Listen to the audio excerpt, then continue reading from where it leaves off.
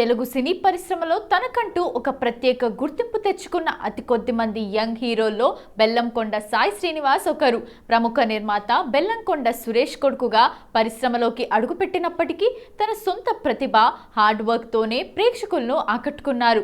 2014లో వివి వినాయక్ దర్శకత్వంలో వచ్చిన అల్లుడు సీను సినిమాతో శ్రీనివాస్ గ్రాండ్ ఎంట్రీ ఇచ్చారు.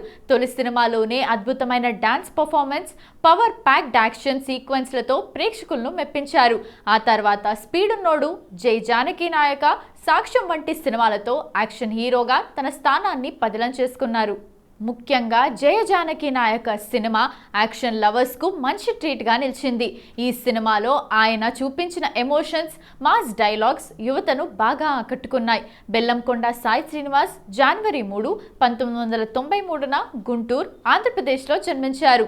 మామూలుగా ఇంట గెలిచి రచ్చ గెలవాలంటారు, కానీ బెల్లంకొండ శ్రీనివాస్ తన హిందీ డబ్బింగ్ సినిమాలతో అక్కడ సత్తా చాటుతున్నాడు. యూట్యూబ్లో బెల్లంకొండ సినిమాలకు వచ్చే రెస్పాన్స్ ఓ రేంజ్లో ఉంది. చాలా మంది నమ్మరేమో, అత్యధిక వ్యూస్ సాధించిన తెలుగు డబ్బింగ్ సినిమాల లిస్టులో బెల్లంకొండ శ్రీనివాస్ మొదట్లో ఉంటాడు. ఈయన సినిమాలు యూట్యూబ్లో చరిత్ర తిరగరాస్తున్నాయి.